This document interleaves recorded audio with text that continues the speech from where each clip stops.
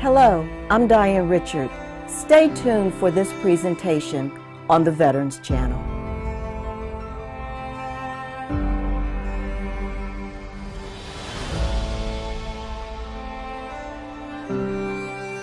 They notified us that we lost Matt, and there was an incident with the helicopter he was flying. Not a lot of detail at that point, but at a later time we found out that the helicopter actually fell apart 2,000 feet in the sky, came to the ground and exploded. And it was a mechanical error, or mechanical malfunction, and there's been a lot of investigation since then into the reasons why there was that malfunction, and they've pretty much discovered what their problem is. And we haven't heard of any extreme issues like the one Matt incurred to this point. We went to a lot of extreme measures to try to get so it wouldn't happen again, because Matt was killed by G-force of, I mean, it was very extreme G-force in midair before, you know, when the helicopter came apart. So we've even been to the Pentagon and spent time there, and they had stopped production of the Apache till it was fixed. They made the Secretary of the Army and I can't remember who the other guy, McConville, what was his position? Anyway, they made sure that they wanted to make sure the Apache was safe to fly. So they even stopped production with Boeing for a while because of it.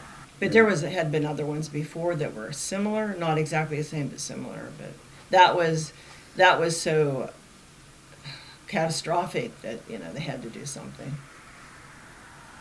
Yeah, there's it's called a lead lag link pin, and it goes down through the rotor to connect it to the main rotor system, and it just disintegrated in the middle, fused up and snapped, and away the rotor went, which started that spin, like Diane was saying, the G-force from that spin. Matt and his co-pilot only lasted a few seconds.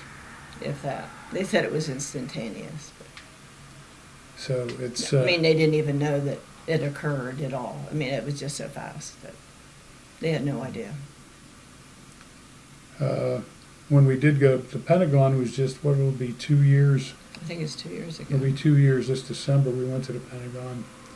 General McConville, who we met with, was an Apache pilot, and he has 2 sons and a daughter, pilots, and he told us his wife looked at him and said, "You make these things safe."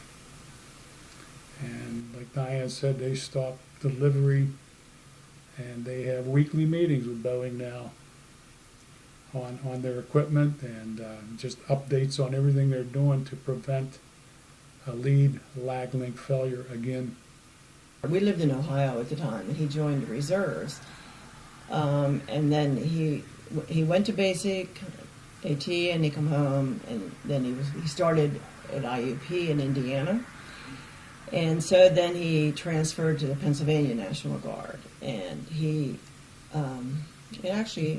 it was here at Johnstown, and first it was in Indiana, and then he said he was he wanted to fly Apaches, so he was in the ROTC program in IUP, and then he decided he wanted to be a warrant officer because he said he could fly more. He didn't want, if he started out as a lieutenant, he said, "I'll never get to fly enough, see, because I want to fly." So he transferred over here to the aviation, and then he waited till he got walk school, he became a warrant, and then flight school. So, and it was September of '97 is when he first went into basic training. So, He spent about 16 years 16 years. total. I don't know what got him started. He had friends that joined. His brother, he had, our oldest son Jeff was an Army Ranger. I think that might have got him going and got it started more. But the flying part, I think that was started at IUP. I really do, because he had other friends that that were flying, and I think that's what started for that part. I think shock blocks your memory a lot. I don't remember when we first met Denise, but it wasn't that long afterwards that we were, after that happened to Matt, that we were associated with her. Well, I guess one thing we didn't interject is Matt originally was stationed here and eventually became an instructor pilot at Fort Indiantown Gap. That's where he was stationed at the time he was deployed to Afghanistan. He had a lot of great moments. He was a good athlete, baseball, football. I've said different times I think he could have played Division I football. He was a bit bigger than me. A little bit. Yeah, good running back, good defensive back, and then just at some point, sports just didn't matter to him anymore from that competitive level. That's when he got into the military, and when you see things like warrant officer, flight school, and I can remember one of his classmates down at Fort Rucker. He said, we were going in for a final. He said, everybody was just pulling their hair out, what hair they had. And he said, Matt walks in that morning for the test and says, guys, I got this. And you light up. It's just, nobody ever had a bad thing to say about him. He loved to fly, I can tell you that. He loved it. We used to live down towards Monroeville, and he would fly over the house and buzz us there when he was in Johnstown. When he went to Harrisburg, it was kind of difficult. He didn't get to do that anymore.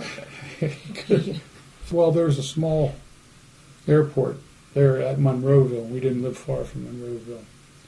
So he was able to alter the flight plan a little bit, fly over the house, stand the Apache on its tail, that kind of stuff. when he flew over for a Steeler game, it's like you can see it was before the game ever, I believe, and you can see the stadium. There's no one in there, but you can see it. But it's like a close up of his and of him in the helicopter. And then when he did the Pirates, it's like three of them, and it's just a view of the stadium, and you can see them coming across. They're pretty nice. He was proud of those moments.